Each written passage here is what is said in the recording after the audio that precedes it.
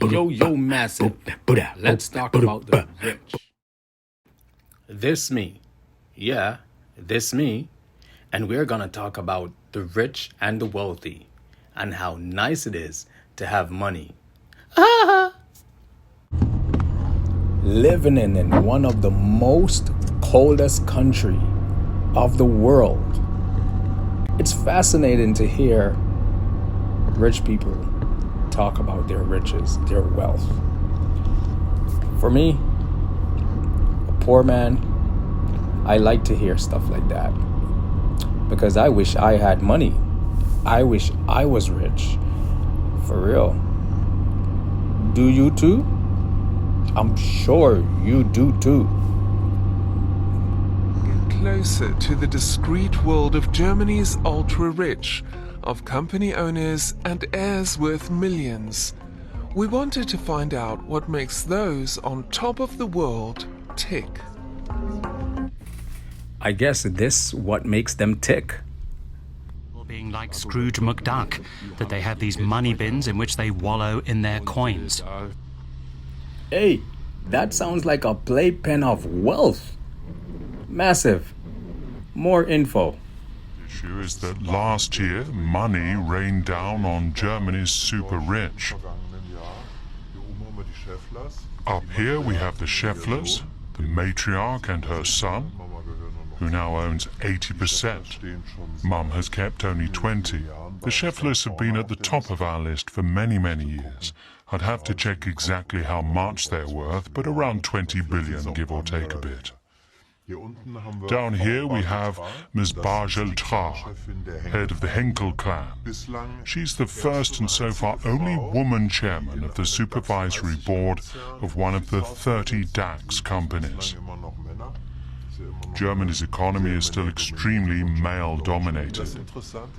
What's interesting is if you compare our list here with the list of the ultra-rich in the US, we have a lot of old money, old companies that have been around for decades. In the US, you have all those lads from Facebook, Google, Snapchat and so forth that have bubbled up to the top of the list.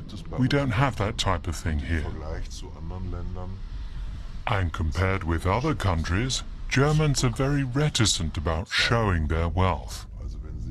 Very few Germans sail around in boats like this. Usually that's Americans, Russians, Chinese and so on. Here you don't really show your money. You might have various houses, villas and such, but there's likely to be a Volkswagen parked out front. And we're here bragging about Benz and BMWs and Jaguars. The rich man don't brag about those things. The rich man don't even drive those cars. He's not flashy. He's hiding his wealth. Only poor people act like and show off like they have money. Well, that's what I'm finding out right now, and I'm sharing it with you guys. A lie? Seriously?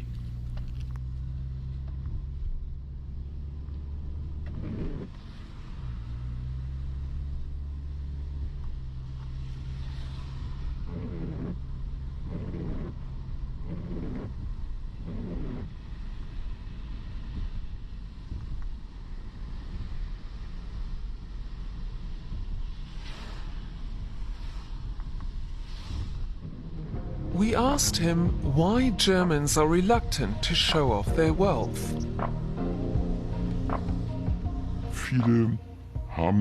Many worry doing so would lead to envy. In the US, achievement and wealth is seen in a highly positive way. But here they carry a bitter aftertaste.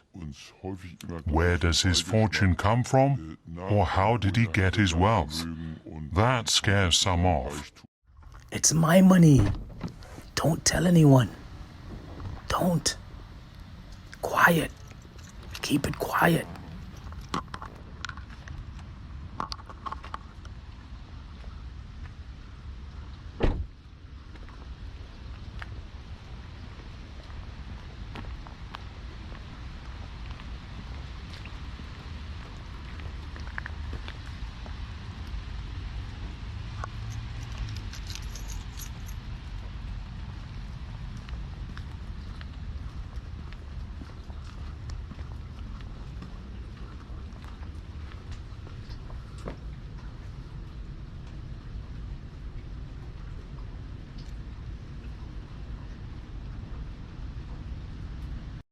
The guests at this elegant evening are worth billions of euros. This is the face of wealth in Germany, mainly male. And although we're close to the super-rich here, their world remains somehow out of reach. What does that tell you? If you're broke, you're broke. Special issue is ready. Things have basically stayed the same. The rich have a few billion more. The richest 1% of Germans now has personal wealth worth a quarter of the country's assets, while a quarter of adults have no wealth or are in debt. Imagine the poor and how poverty reeks on them. Michael Otto is one of the rich whose wealth has increased. He successfully transitioned his mail-order business into a digital enterprise. Over 20 companies now belong to the Otto Group. We wanted to know how Otto sees the debate about rich and poor. Do the rich understand the worries of the poor? Now, I want to hear him answer this question. Massive. Listen how this guy answered the question.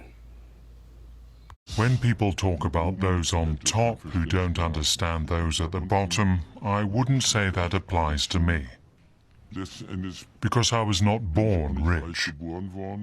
I came to Hamburg as a refugee from West Prussia, and my father had to start from scratch. That's why I absolutely do understand people living in poverty today. On the other hand, I'd also say that if Germany is getting more and more millionaires, meaning people with small or medium-sized businesses, because generally the millionaires in question did build a business they now run, then I think that's great.